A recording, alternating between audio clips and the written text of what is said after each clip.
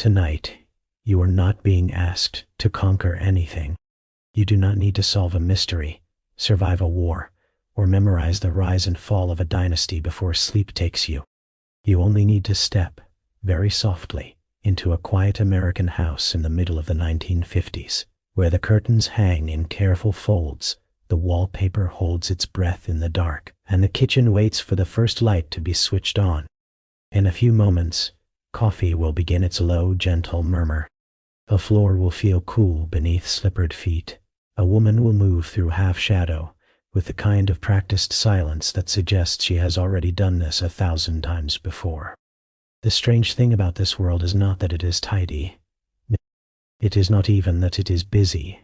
The strange thing is that so much of its labor must look effortless, as if the house itself were responsible for its own order, as if breakfast simply appeared on the table, as if shirts pressed themselves smooth in the closet, as if no one had to carry the shape of the day before anyone else was awake. So let the world you came from rest at the edge of the bed for a while. Let your own thoughts become a little less urgent. Tonight, history will not arrive in armor or smoke.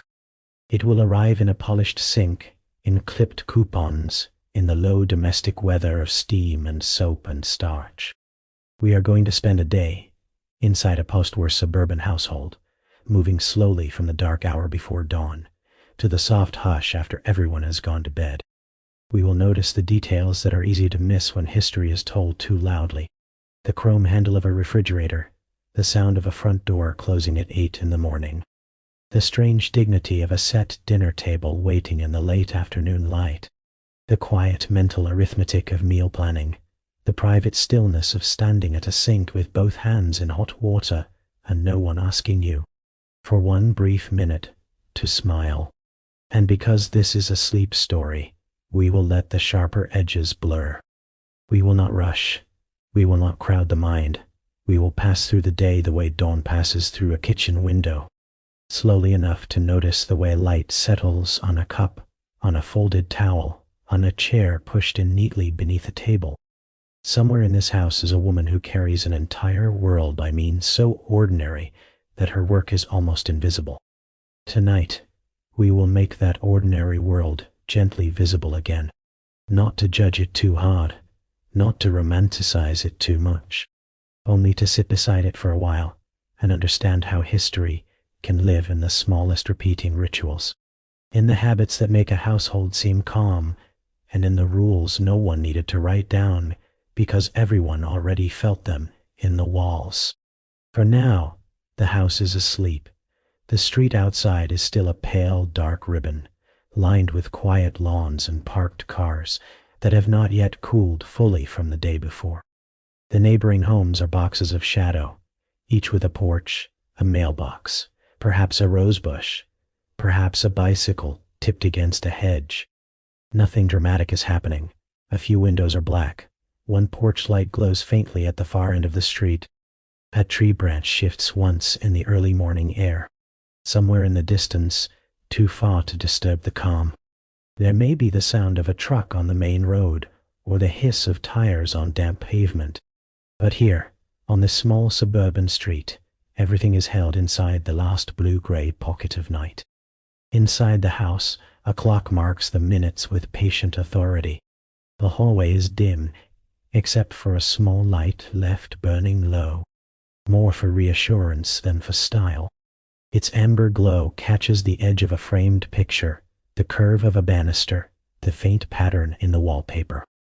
Upstairs, bedroom doors remain closed. Children sleep in warm cotton pajamas, lost inside dreams that do not yet know about shoelaces, arithmetic, scraped knees, or the slight indignity of being told to eat a proper breakfast. In the master bedroom, the blankets still hold the shape of two sleeping bodies, though one of them is about to stir. There is always a first movement to the day, and in this house, it begins not with noise but with quiet intention. She wakes before the others, not because mornings are her favorite thing, and not always because she wants to, but because the entire day asks to be arranged before anyone else opens their eyes. There is a practiced gentleness to the way she leaves the bed, a hand lightly gathering the robe at the chair, a pause to listen for any small sound from the children's rooms. A foot placed carefully on the floor so the board does not answer too loudly. This is not stealth exactly. It is something older and more domestic than stealth. It is the art of moving through a sleeping house without disturbing the future few minutes of peace that still belong to no one but her. The air in the hallway is cooler than the bed was. Her slippers make a soft sound against the floor. Down the stairs she goes, one hand on the banister, robe tied loosely at the waist, hair not yet fully arranged for the day. If someone were to see her now, which no one does, they would see the least advertised version of the 1950s homemaker.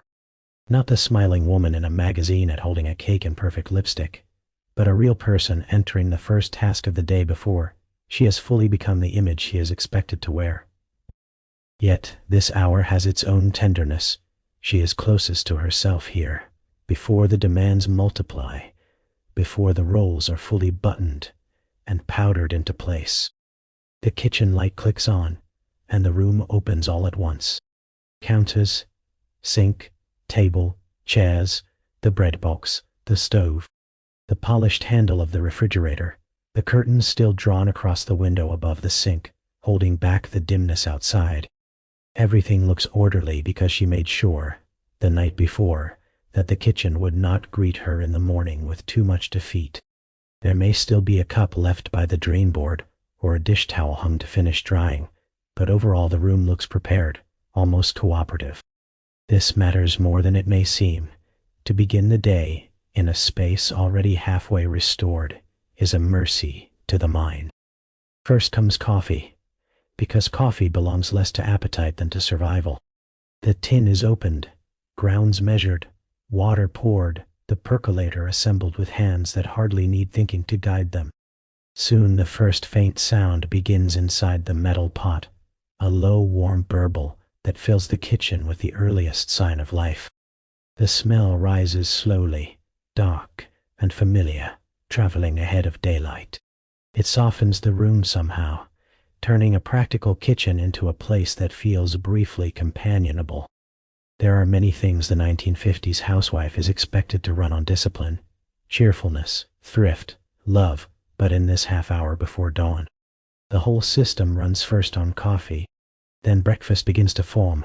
Eggs may be taken from the refrigerator, bacon from its package, bread from the box, oatmeal if the budget is tighter or the morning colder, fruit if fruit is on hand, jam, butter, cereal, perhaps juice. The specific menu matters less than the rhythm of making it, because breakfast is not simply nourishment. It is the first visible proof that the day is under control. A good breakfast reassures the whole household before anyone says so. It tells the husband that the transition from sleep to office will be smooth.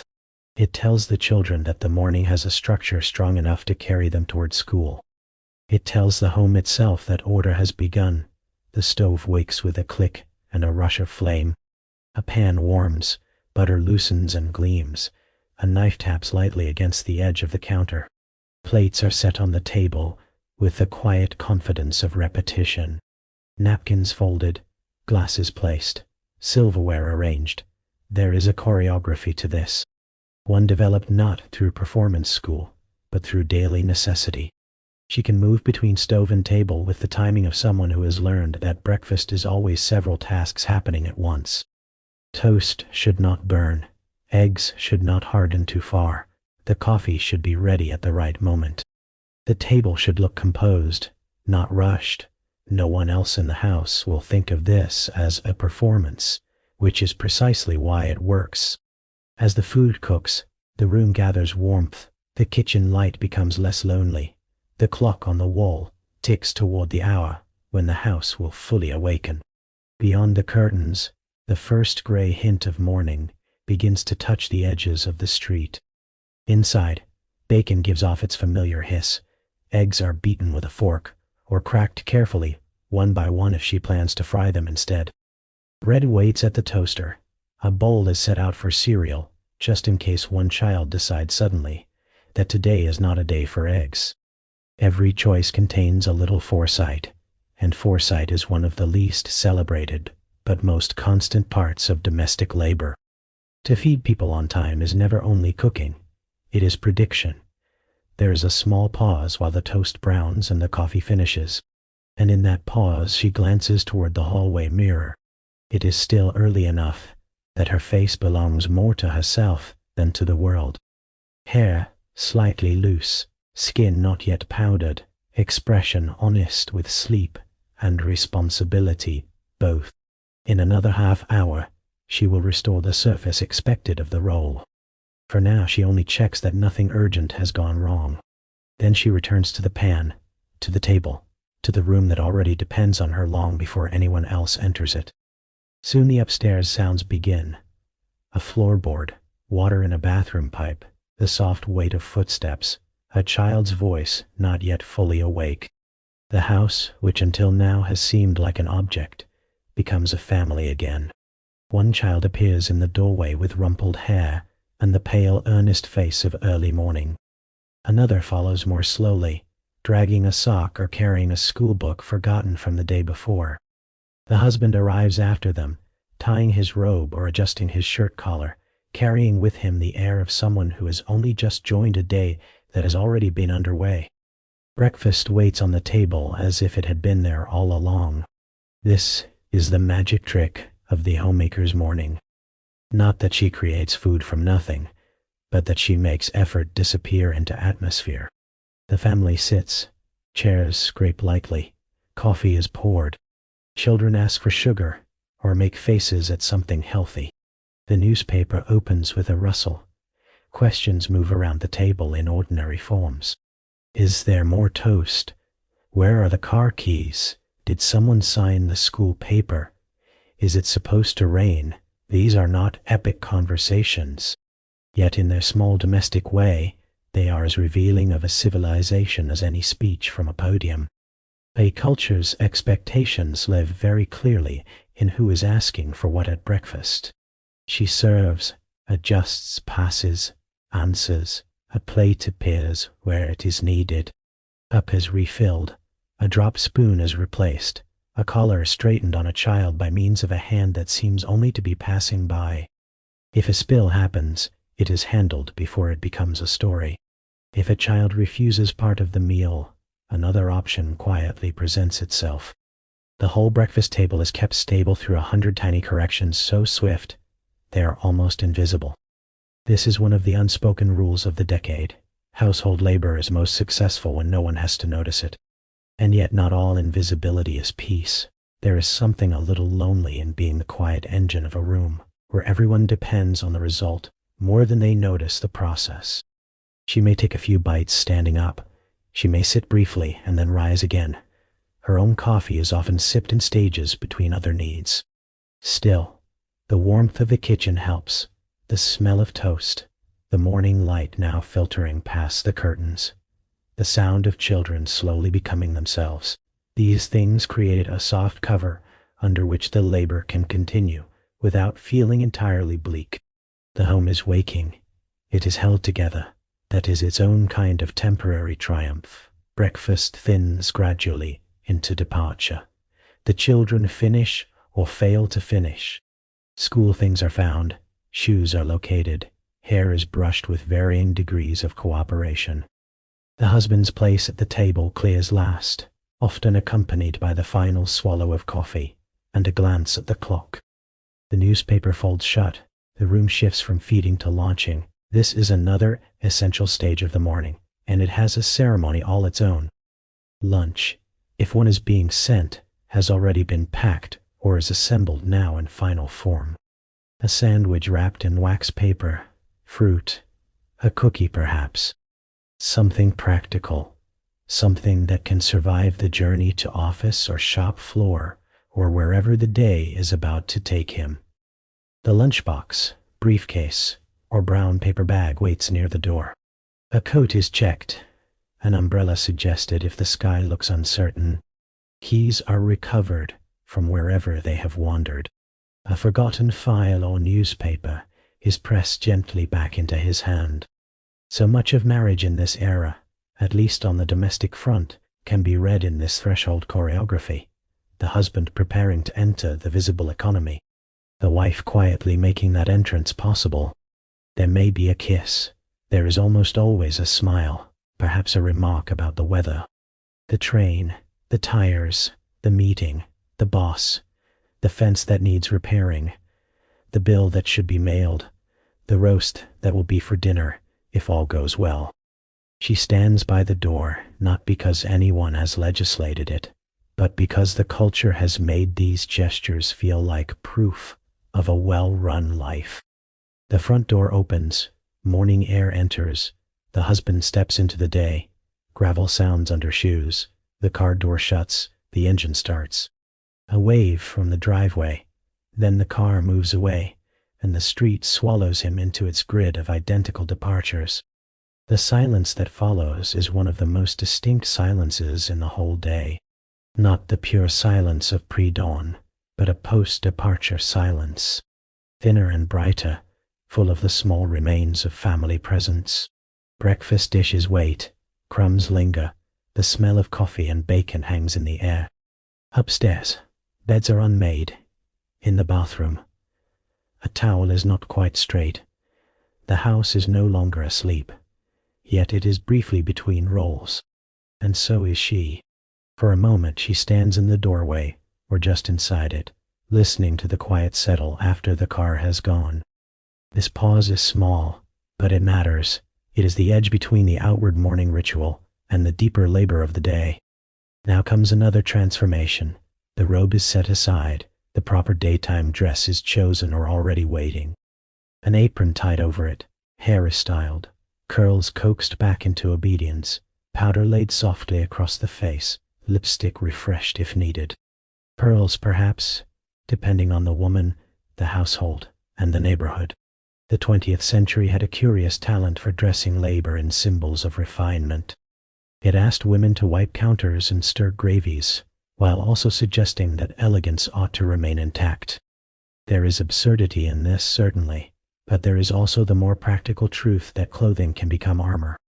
A crisp dress and a practiced smile are a way of entering the day as someone the world will leave alone, or at least criticize less openly. The mirror offers back an image more in line with expectations now. Not glamorous in a film star sense, but presentable, composed, suitable to answer a doorbell or greet a neighbor without apology. The apron brightens the waist. The hair is no longer in private disarray. The face looks ready to perform calm. Behind the image, muscles already remember the breakfast rush, the early wakefulness, the countless small motions of the last 2 hours. Yet this too is part of the task, not to erase the self entirely, but to smooth its edges enough that the household sees assurance instead of fatigue. She moves through the house again now with a different eye. The public morning is over. The visible work of invisible maintenance begins. Beds first, perhaps. Windows opened a little, if the weather allows. Blankets pulled smooth, pillows fluffed, a child's toy returned to a shelf, pajamas gathered, curtains adjusted. The rooms are not disasters. The point of a well-run home is that daily disorder rarely reaches dramatic proportions before someone catches it. But little signs of life cling to every surface, and the day's labor consists largely of quietly removing those signs before they thicken into accusation. There is a special moral pressure attached to housekeeping in this era, particularly in suburban America, where homes stood so close to one another in style and schedule that comparison became nearly automatic. A clean home suggested more than hygiene. It suggested competence, discipline, emotional steadiness, a husband properly cared for, children correctly raised, money responsibly managed, and a woman fulfilling her role with grace. A dusty mantle or untidy front room might mean nothing deeper than tiredness, but in the social imagination of the time, it could be read as a sign of moral slippage. This gave every ordinary task a faint symbolic charge. She is not simply straightening cushions, she is securing respectability fiber by fiber. The vacuum cleaner comes out like a blunt mechanical assistant. It is solid, a little stubborn, made of chrome and weight and noise. Its cord trails behind with a personality all its own. Plugged in, it wakes with a roar that instantly divides the day into before and after. Before the vacuum, the room merely exists. After the vacuum, it bears evidence that someone cared enough to force order visibly into the carpet. The first pass lays down a stripe, then another. Soon the whole room begins to look as though it has been combed into discipline. There is a hypnotic quality to this work. Forward, back, around the coffee table, under the edge of the sofa, beside the lampstand, along the baseboards where dust likes to gather in muted little crescents. The body learns the rhythm and repeats it until thought starts to loosen into the background. A good portion of housework is exactly this, repetitive enough to numb, structured enough to soothe, tiring enough to leave little room for grand fantasy. The mind drifts through errands, school forms, dinner plans, perhaps an old memory, then returns to the immediate question of whether that corner by the armchair has been reached properly. Vacuum lines carry an odd emotional power. They are so simple, just fibers bent one way and then another, and yet they announce completion in a language that anyone who enters the room can read. Here is order, here is recent effort, here is a home still under careful management. In a culture devoted to presentation, these visible marks matter. Children learn not to trample them right away if they know what is good for them. Husbands may not consciously notice them, but they notice the feeling they create. Guests absorb them without thinking. The carpet becomes a quiet statement.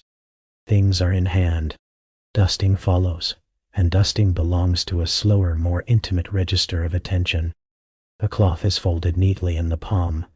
It moves over the top of a piano that no one has touched this week, over a framed wedding photograph, over a shelf of books bought partly to be read and partly to be seen, over the smooth wooden surface of the radio console, over little figurines whose main job seems to be proving that the family is the sort of family that owns figurines. Dust, in itself, is harmless enough, but in this age of polished domestic surfaces, it can feel almost insolent. Sunlight through a freshly opened curtain reveals it at once, as though the room were tattling. So she lifts objects, wipes under them, sets them back in nearly the exact same place. A vase half an inch to the left becomes again half an inch to the right. A lamp base gleams, the television set, massive and wooden, and treats it almost like another sideboard. Gets a careful pass too. The windowsill is cleared, the coffee table polished, the dining room chairs are checked for crumbs or fingerprints. The motions are small and calm, and their calmness is part of what makes the house seem so composed from the outside. One rarely imagines the labor behind a polished room, because polish itself suggests ease. Yet ease is often the last thing involved. There are moments, especially in the middle of repetitive tasks, when she may look up and feel the strange stillness of a well-kept house in daylight. The vacuum is off, dusting paused, curtains open, sun pooling on the floor, the living room with its sofa, lamp, framed photographs, and careful coffee table arrangement looks so serene it almost seems independent of human effort. But that serenity is not natural. It has been produced. The cloth in her hand is proof. The ache in her shoulder is proof. The clock reminding her that it is still only mid-morning is proof. And now the eye falls, as it always does, on the kitchen sink. Breakfast has left its faint wreckage here. Cups, plates, pans, silverware, perhaps the sticky film of jam on a knife, perhaps the last smear of yolk in a skillet. The sink is less decorative than the living room, and less symbolic than the vacuumed carpet, yet it may be the truest center of the house. At the sink, nourishment turns back into labor, comfort turns back into work. The ordinary cycle shows its gears. Water runs hot, soap blooms into the basin. Steam climbs. The kitchen grows warmer and quieter at once, because dishwashing creates its own enclosure. Lift, scrub, rinse, set down, forks clink against a bowl. A plate turns under the cloth, A glass catches the light and becomes briefly jewel-like before being placed upside down to dry. These motions are not glamorous, but they are deeply rhythmic. In the rhythm, there is room for thought, and that may be part of why so many women of this era remembered the sink, not only as labor, but as a place where the mind could wander when no one else needed anything spoken aloud. She thinks while she washes, perhaps about laundry, perhaps about a school note, perhaps about whether the roast is enough for dinner tomorrow if there are leftovers tonight, perhaps about the phone call she should make, perhaps about nothing coherent at all, only the soft untangling of thought that happens when hands are fully occupied. The steam blurs the window above the sink. The sound of water softens the rest of the house. A person can stand in that small cloud of heat and soap for several minutes and feel less like an ornament of domestic life and more like its operator, its mechanic, its quietly thinking center. There is satisfaction, too, which should not be dismissed. Dirty dishes can be discouraging in a pile, but clean dishes lined in a rack have a mild beauty to them. Order arises visible and wet. The plate that held breakfast now gleams with innocence. The cup becomes empty possibility again. Silverware, dried and polished, returns to the drawer ready for another meal.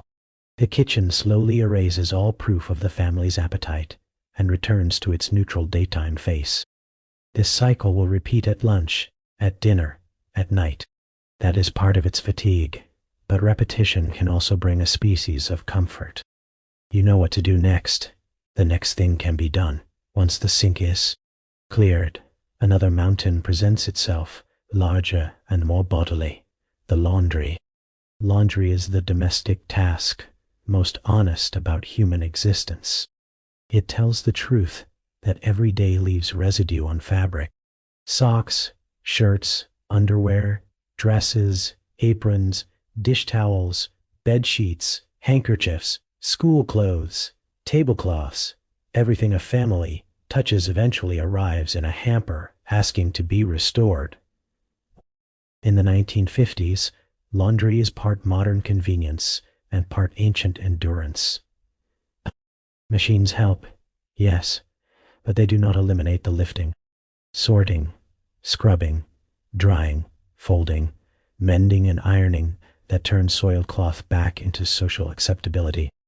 The sorting begins with serious attention, whites in one pile, colors in another, delicates set aside, work shirts separate from towels, children's muddy garments held at arm's length for brief inspection, an apron marked by breakfast grease, a sock whose partner has vanished into that minor domestic mystery from which no era has ever fully recovered. Sorting may sound small, but a mistaken load can turn a white blouse pink or make a favorite garment fit for a smaller and unhappier person. So the body bends, lifts, separates, thinks ahead.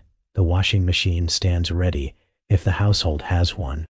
Postwar America liked to celebrate appliances as miracles of freedom, and they were helpful miracles, certainly, but they were noisy and temperamental miracles. The lid is lifted, soap measured, water temperature chosen, the first load lowered in. Then the machine starts its work with a shuddering confidence that suggests a contained weather event. Water swirls, fabric tumbles, the machine churns and thumps, filling the room with the sound of mechanized domestic necessity. It is not elegant, but it is relentless. If the weather is good, the clothesline will be part of the story. The basket, heavy and damp, comes outside to the yard, where grass, air, and sunlight take over part of the labor. There is relief in this transition from machine room to open sky. The neighborhood looks different from the clothesline. Back fences, hedges, children's forgotten toys, a dog crossing a yard, a neighbor's wash already hanging, white and blue and pale yellow against the morning. The line itself waits taut between posts, and soon one garment after another begins to claim its place upon it. Shirts are shaken out and pinned, small socks clipped in obedient pairs when possible, towels flung over the line with a practiced snap. Then come the sheets, those great domestic sails that refuse all modesty. A sheet in the breeze is never fully under control. It billows, folds back on itself, brushes against the face, catches light in broad, glowing planes. Yet once pinned, it becomes one of the most peaceful sights in a household life.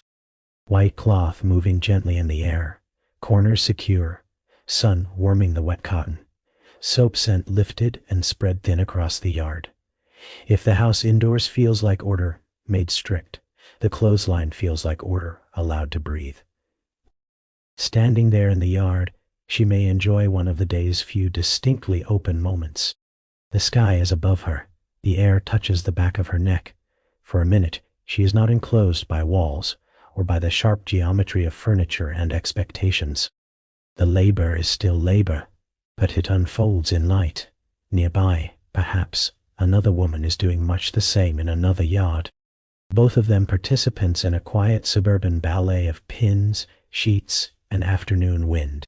Their houses may look identical from the street, but the line reveals personality.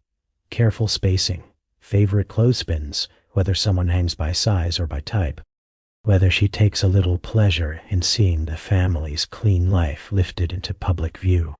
When the clothing dries, the work changes form rather than ending. Now there is warmth in the basket, the dry, clean warmth of cotton that has held sunlight. The garments come indoors, folding begins. This is calmer work than washing, less physical, more tactile. Towels become rectangles, shirts are smoothed flat, small sleeves tucked inward, socks matched if fortune has been merciful. Sheets are negotiated into squares only the experienced can produce without argument. A basket of dry laundry can look innocent enough, but to fold it properly is to spend more of the afternoon translating cloth into storage, softness into order. Then comes ironing, the most exacting of fabric tasks, and perhaps the most emblematic of mid-century respectability. The ironing board unfolds with a rattle and a complaint. The iron heats slowly, its body growing hot with quiet menace. A pressed shirt may seem like a minor thing to later generations, but in this world, crispness matters. A husband's collar, a child's school blouse, a pair of trousers with a clean crease, pillowcases smoothed flat, these objects speak to discipline and care. Wrinkles suggest haste, neglect, or disorder. Ironing, therefore, is not just about fabric. It is about presenting order so sharply it almost looks moral. The movements are patient. Lay the shirt flat, smooth the sleeve with the palm, press, lift, turn, press again, steam if there is steam. A little burst of damp heat, the iron gliding forward in a line that leaves behind control. There is concentration in this, especially around collars, cuffs, pleats, seams. The hand ahead of the iron guides the cloth, as if persuading it toward a better version of itself. Too much speed invites a fresh crease in the wrong place. Too little attention leaves the garment looking half-finished. The line between proper and improper is narrow enough to feel absurd, yet social life in the 1950s is full of narrow lines made to feel profound. The room grows warm from the iron. The smell of heated cotton fills the air. She may open a window slightly, or she may simply continue, pressing one item after another into social readiness. Here again, the labor carries an odd combination of burden and calm. Burden because the stack seems endless, calm because the motions are repetitive, almost devotional. A shirt leaves the board transformed. A pillowcase is folded. A skirt hangs ready. The finished pile rises slowly. In many households, entire public selves are maintained through this private application of heat. By early afternoon, the day has already contained more work than some histories bother to count. Yet one of the subtler skills of the homemaker's world is that she must now think ahead, not only to this evening's meal, but to the next several days. So the cookbooks emerge, or recipe cards, or notes from magazines, or simply memory. Meal planning spreads itself across the kitchen table in paper form. Here the mood of the labor changes again, less muscular now, more strategic, pencil against paper, pantry inventory. Budget in the back of the mind, Family tastes, nutritional expectations, leftovers, store prices, the timetable of the week, the cookbooks of the era have their own particular charm. Their photographs are often confident in ways the food itself may not deserve. Their recipes balance thrift, novelty, cream, canned soup, gelatin, starch, and optimism in proportions that can seem oddly heroic. Baked dishes abound, casseroles promise comfort and economy together. Salads shimmer with ingredients modern eyes might regard with suspicion. Desserts arrive in molded forms or in pies that ask for patience. Everything is framed by the assumption that a good homemaker can create variety from routine and abundance from limits. She turns pages with a pencil in hand, something hearty for Monday, something that stretches on Tuesday, a roast if the budget allows, soup if the weather turns cooler, sandwiches or leftovers on the day likely to be busiest, vegetables that children will at least negotiate with. A dessert for Sunday. The meals are not just meals. They are mood, budget, schedule, and respectability, arranged in sequence. The week is being built in the abstract before it exists in pots and pans. The pantry door opens.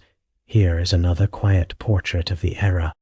Flour in a tin or sack, sugar, salt, coffee, canned green beans, tomatoes, soup, tuna, crackers, jars of pickles perhaps, boxes of gelatin in colors almost too cheerful for the tasks they are about to perform. Condensed milk, baking powder, oatmeal, rice, noodles, shortening, maybe a few peaches in syrup waiting for the right occasion. Shelves can be read like diaries. They show what a family relies on, what the budget permits, what the homemaker trusts, what she stretches, what she saves for company. Lists begin to form on paper: milk, bread, butter, eggs again, potatoes, onions, lettuce, something for the children's lunches, soap, starch, maybe fresh fruit, if the prices are kind. Possibly an indulgence with an excuse attached. The grocery list is one of the most modest and revealing documents in household history. It turns appetite into accounting. It turns abstract care into quantities. It asks a woman not only to know what people want to eat, but what she can persuade them to accept, what can fit in the pantry, what can survive the week, what can be bought without guilt, and what can be postponed until payday. There is a soft peace in the planning stage. A page fills. Possibilities narrow into order. The future seems less wild once it has been translated into meals. This is one of the great hidden skills of domestic life. Shrinking uncertainty into manageable lists. No one writes songs about it.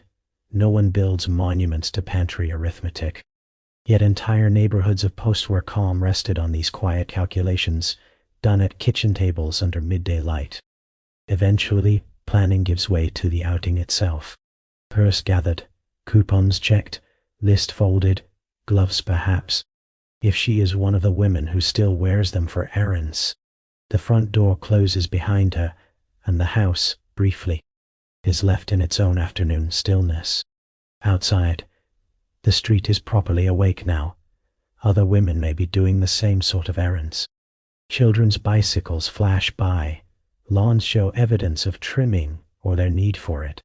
The grocery store waits as another kind of domestic stage, one where care is measured not in dusting cloths and pans, but in choices, prices, and the appearance of sensible abundance. The shopping cart rattles as it begins down the aisle. Produce first in many stores, bright and cool, under grocery lights. Lettuce heads, examined for freshness. Apples weighed in the hand. Potatoes chosen.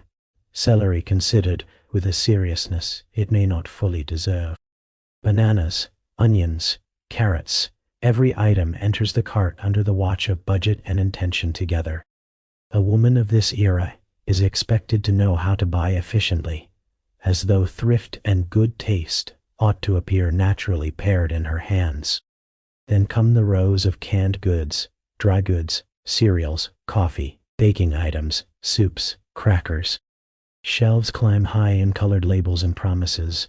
Coupons emerge from the purse and are checked against brands. A few cents saved here, another there.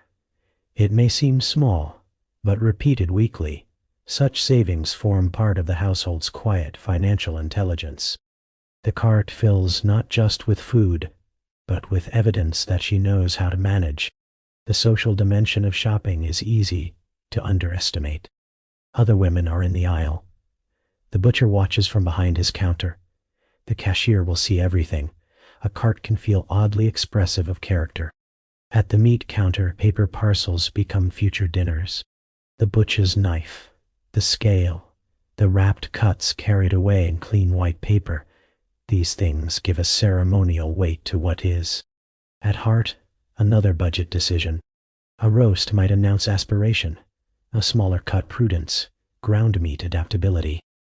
Back into the cart it goes beside bread, canned beans, flour, perhaps a tin of coffee, perhaps a small treat justified as being for the family, not specifically for pleasure. In this era, even pleasure often travels disguised as practical generosity. The checkout line is its own final trial, groceries placed on the belt or counter in little groupings. Coupons handed over, totals announced, change returned, bags packed. A woman's face at this moment often carries a peculiar expression made of relief, calculation, and the lingering hope that nothing essential has been forgotten. Then back to the car, or bus, or walk home, with paper bags heavy against the arms, and the day already turning from bright afternoon towards something softer.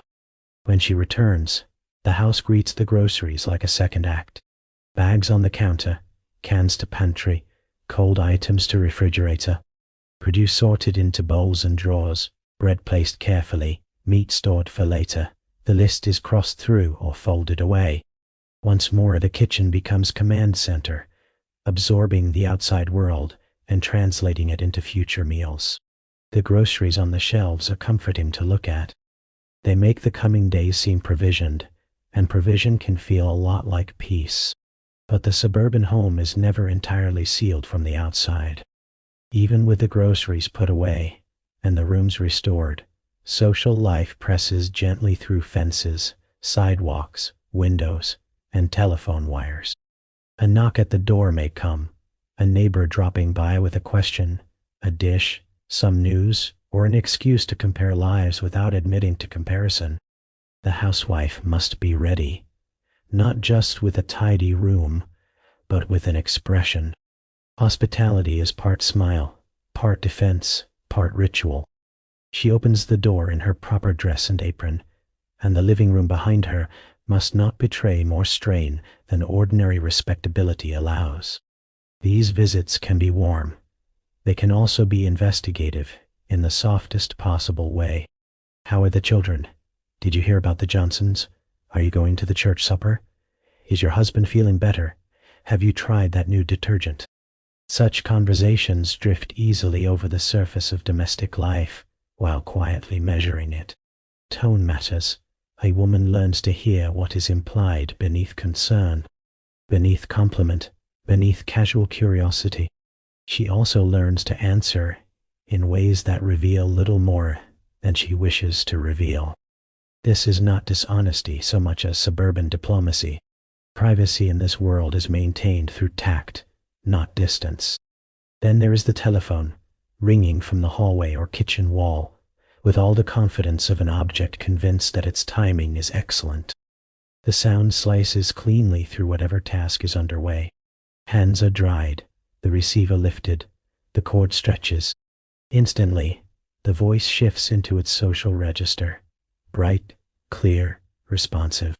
On the line might be a relative, a school mother, a neighbor, a church committee member, a husband checking one detail, a friend who needs to talk through some domestic tangle, or someone bringing a story that absolutely should not be repeated and absolutely will be repeated, though perhaps in altered form by dinner. The telephone is one of the great paradoxes of mid-century domestic life. Connects, comforts, organizes, and sometimes rescues. It also turns the home into a place where one must be socially available, even while standing ankle-deep in chores. A woman can be balancing a saucepan, a child, and a basket of socks while also sounding pleasantly unburdened on the line. That ability, too, becomes part of the hidden skill set of the role. She listens, sympathizes, agrees in the right places, withholds judgment where wisdom requires it, and gently guides the conversation toward its end before the roast burns or the child climbs something unwise. When the receiver finally returns to its cradle, the silence afterward is deliciously thin. For a second, the house seems to exhale. Then the appliances resume their commentary. The refrigerator hums. The washing machine, if still running, gives another rattling opinion. The toaster might behave or might threaten revolt. The vacuum waits in the closet like a machine that believes itself underappreciated. Mid-century advertising often imagined these appliances as loyal liberators, gifts of modern convenience delivered into the cheerful hands of homemakers everywhere. In truth, they were companions of a more temperamental sort. Helpful, yes, but noisy, demanding, and never above inconvenience. A woman might spend 1 minute smoothing a social awkwardness on the telephone, and the next minute jiggling a reluctant toaster lever, wiping the spill from a refrigerator shelf, or opening an oven with the cautious respect one gives an unpredictable creature. It is one more reason the day never fully stills. The home is not a museum of order. It is a living machine whose parts regularly remind her who is keeping them aligned. Still, there are returns to safety, between calls, between errands. Between one domestic negotiation and the next, she may pause in the kitchen with a fresh cup of coffee or a glass of water. Afternoon light changes the house. It enters lower now, softer, touching the curtains, the edge of the table, the polished floor near the doorway. The hardest rush of morning is long gone. The evening one has not yet begun. This middle light has a way of making even ordinary rooms look almost forgiving. Perhaps she stands by the sink and simply looks out for a moment. A tree moving, a child from another house cutting across a lawn. Nothing pressing for 1 full minute. Such minutes, though small, hold a person together. Then the clock leans toward late afternoon, and another ritual begins. The husband will come home. Dinner must move from idea to fact. The house, which has already been managed all day, must now shift into evening composure. And she herself must freshen up again, because the body bears the marks of labor, even when labor is not supposed to show. Back to the mirror, hair checked, brushed, and lifted where it has fallen. Powder laid lightly over the face to soften shine and fatigue. Lipstick redrawn, if it has worn away in cups of coffee. Spoken words, and the unnoticed pressing together of lips while thinking. The dress smoothed, the apron changed, if the first one no longer has the necessary innocence. Pearls adjusted. There is something almost theatrical here, but it is a theater with very high practical stakes. Evening is when the household presents itself as a complete idea. The husband crossing the threshold should encounter calm, dinner underway, and a wife who does not look as if she has spent the day wrestling dust. Telephones, grocery prices, and boiling water. Rooms are touched once more with corrective grace, cushions plumped. Magazines straightened, lamps chosen and switched on so the house glows rather than glares. Perhaps a curtain is drawn slightly against the lowering sun. The front hall is checked. The living room receives one last glance. In this hour, the house moves from daytime productivity to evening performance. It becomes warmer, more intimate, more flattering to itself. The same furniture that looked merely practical at noon now begins to look inviting in lamplight. In the kitchen, dinner enters its busiest stage. The roast, casserole, or skillet dish planned earlier now demands exact timing. Potatoes boil or bake, vegetables simmer, bread warms, salad is assembled, gravy begins, a spoon tastes sauce, salt is considered. A dish is covered to keep warm, another is uncovered so it will not soften too much. A timer may ring, The oven opens, heat spills out, the air becomes richer with food and urgency. Dinner at 6 is not just a convention, it is the visible crown of the entire day's domestic structure. What makes this more difficult than it sounds is that every element must reach the table in a mood both ready and composed. Not scorched, not cold, not delayed enough to make the waiting husband feel displaced from the center of the evening.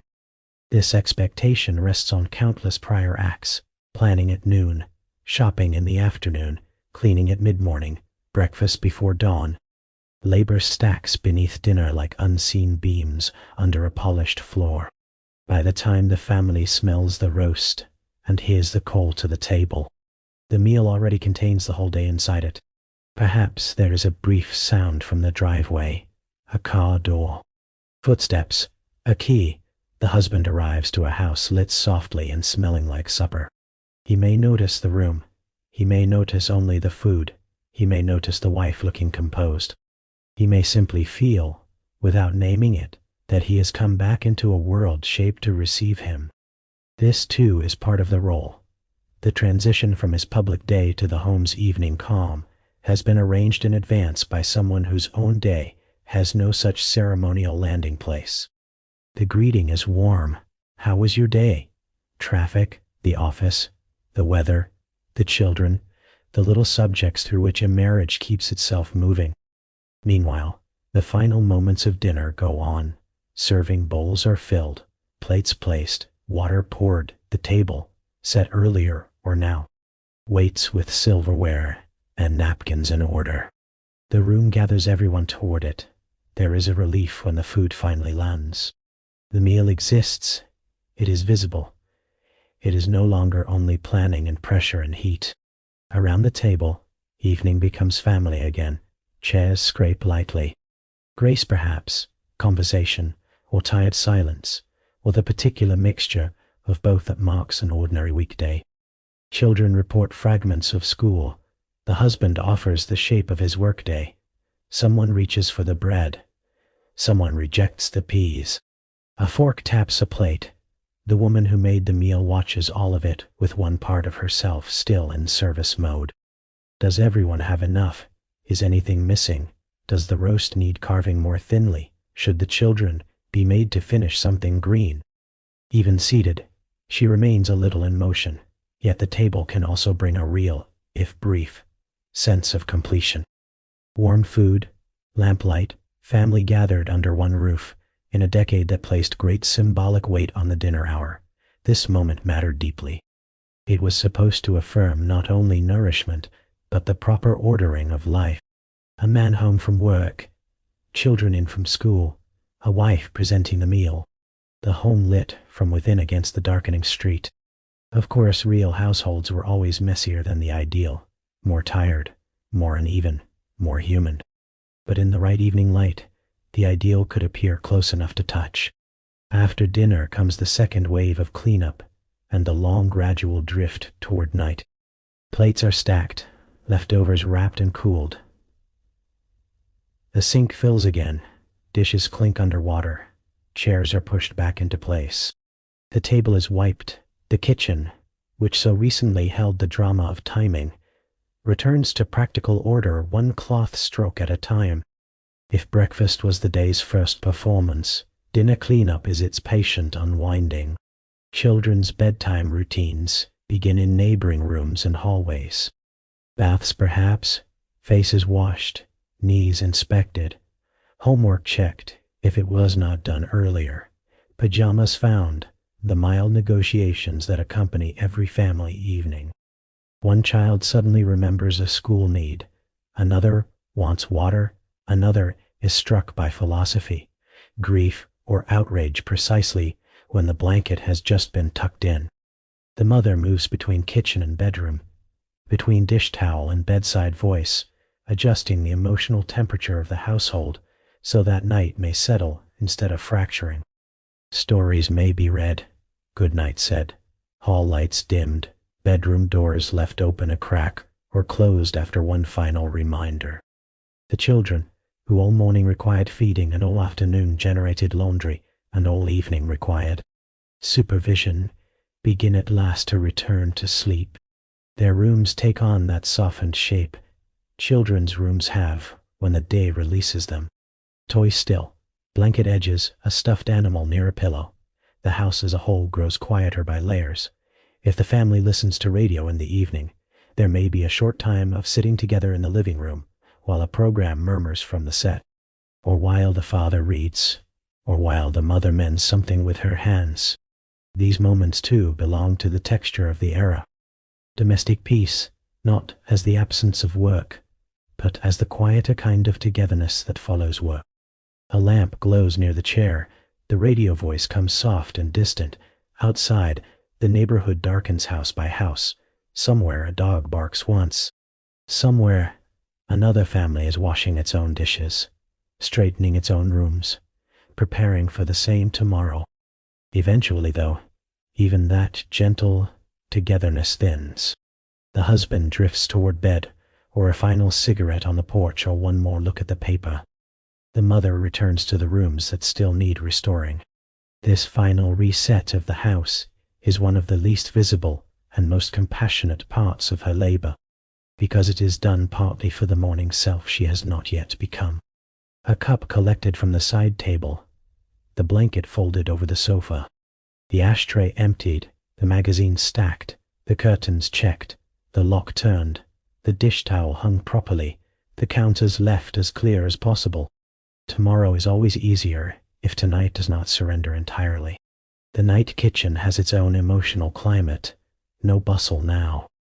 No bacon hiss. No school voices. Only the soft sound of water, the click of a cupboard, the scrape of a plate, the deep, tired quiet of a room returning to stillness. If the morning kitchen belongs to anticipation, the night kitchen belongs to mercy. She is not impressing anyone now. She is simply trying to give the next day less power to wound. That, too, is a form of care rarely named. So much of homemaking lies in arranging future ease for other people and for one's later self. When the counters are wiped and the last dish left to dry, she may finally switch off the kitchen light and stand for a second in the dim hallway. The house feels different now, larger somehow in the dark, its rooms separated into pools of shadow and lamp glow. She can hear the refrigerator humming faintly, the settling of pipes, perhaps a distant train if the neighborhood lies near tracks. These quiet household sounds are not silence, but they are a kind of companionship. They mean the house is resting. They mean she may, for a little while, rest too. This is the hour history rarely photographs, not the bright breakfast table, not the smiling apron, not the housewife receiving groceries or setting down the roast. This hour belongs to the woman after the role has softened. She may sit in an armchair with a small cup of tea or leftover coffee warmed again. She may not read at all, simply look at the room she has spent the day maintaining. The wallpaper is only wallpaper again. The polished surfaces no longer need to signal anything to anyone. The lamp beside her makes a small private circle. Within it, she can exist for a moment, not as the manager of every need, but as a person with a body that is tired and a mind that is finally unclenching.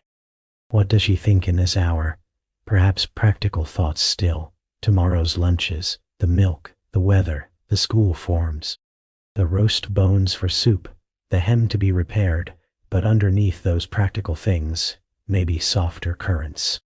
A memory from childhood, a wish she has no reason to speak aloud, a private irritation, a private pride, a sense of having moved an entire day into place with almost no witness.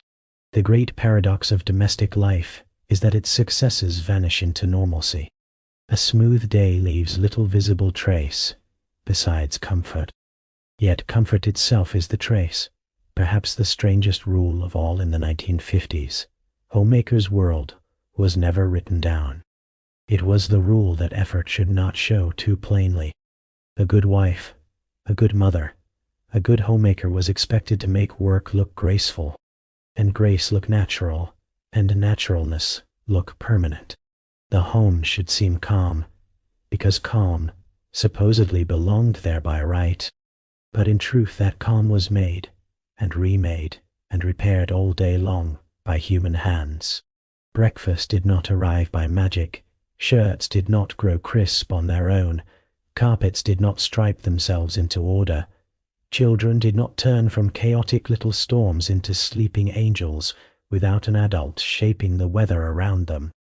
And still, within all this expectation, there were real comforts worth noticing. The smell of percolating coffee before dawn, the line of fresh sheets drying in sunlight, the soft clink of dishes becoming clean, the little pleasure of a polished room after the vacuum has been put away, the first spoonful of dinner gravy gone right, the lamp lit in the evening, the sound of the neighborhood quieting all at once. Human lives are rarely one thing only. Constraint and tenderness can live in the same kitchen. Burden and ritual can share the same dish towel. Weariness and dignity can inhabit the same pair of hands. So let the picture soften now. The house is dark except for one lamp. The street outside holds its own small pool of light under a street lamp. The telephone is still. The grocery list has been translated into food on shelves. The pressed shirt hangs ready for tomorrow. The children sleep. The husband sleeps or soon will. The woman who carried the day sits at last with no immediate task in her hands. The roll loosens. The body remembers itself. If you listen carefully, you can almost hear the whole day folding inward. The predawn slippers on the hallway floor, the kitchen switch, the coffee beginning, the pan on the stove, the car backing down the driveway, the vacuum's heavy hum, the clothespins clicking on the line, the iron setting down on its heel, the coupon book sliding back into the purse, the telephone ringing once, twice, 3 times, the oven door closing, the silverware laid at dinner, the bathwater running, the soft closing of children's doors. All those small sounds, none of them heroic, none of them grand, together forming the ordinary machinery of a household and a decade. You do not need to carry any of it tonight. You do not need to solve the injustices of that world before sleep. It is enough to have passed through it slowly, to have seen how a particular history of women, labor, family, and respectability, lived not only in speeches and laws, but in rooms, in routines, in cloth, in meal times, in the daily resetting of surfaces. It is enough to understand that behind the polished fantasy of mid-century domestic calm, there stood a real person, moving quietly from dawn to night, asking her body and mind to absorb more than the advertisements ever mentioned. And perhaps there is a small comfort in feeling the distance between then and now.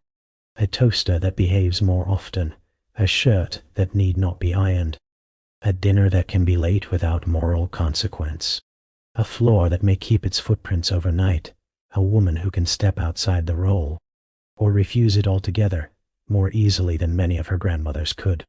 History is sometimes best understood not through the loudest change, but through the smallest freedom. Still, let us not leave her too quickly. She remains in that chair a moment longer, lamplight on her hands. Maybe she rubs her fingers where hot water dried them. Maybe she looks at the room without seeing it fully, because fatigue has begun to turn all edges gentler. Maybe the cup in her hand has gone cool. Maybe she lets it. The house does not ask anything new right now. Even its silence seems respectful. Outside, the street is deep in night. A car passes far away, leaves shift once. Somewhere a porch light clicks off. The neighborhood that all day sustained its mild competitions and observations now rests under the same dark.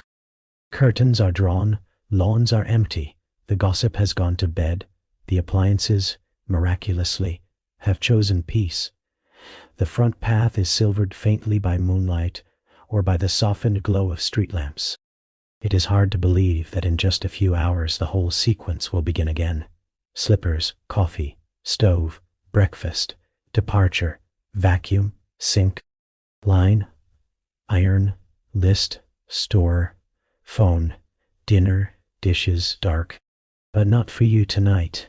Tonight you are only the listener, moving gently through an old house that is finally still. The kitchen has been left ready enough. The table stands cleared. The chairs wait in order. The curtains no longer matter, because no one can see them. The wallpaper keeps its secrets. The lamp glows a little longer. Then perhaps it too is switched off, and the room returns to the dark from which the day began. If there is one final image to keep, let it be simple.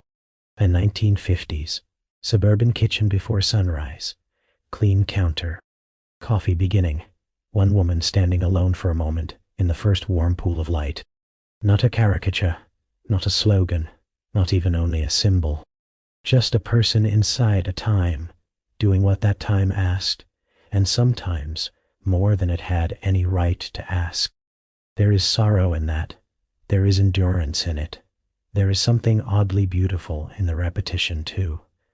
The way ordinary care accumulates until an entire family can live inside it without noticing its construction. Now let that image drift farther away. Let the coffee smell fade into memory. Let the vacuum lines blur. Let the clothespins unclip themselves from the line of thought. Let the grocery list fold shut. Let the dinner plates dry in the wreck of sleep. Let the last porch light on the street go out.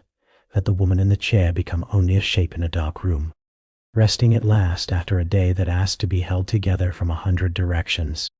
You may rest too. You may let your own room go quiet around you. You may let your own unfinished things wait until morning. You may let the floor keep a footprint, the shirt keep a wrinkle, the dishes keep their silence until later. The house in 1954 will wake again soon enough, and the coffee will begin again, and the same careful hands will reach once more for light and order, and breakfast, and all the invisible work that follows. But tonight, none of that belongs to you. Tonight, the street is still, the lamps are low, the wallpaper sleeps, and somewhere, in a neat little house in the middle of the century, the woman who held everything together has finally sat down. So you can too.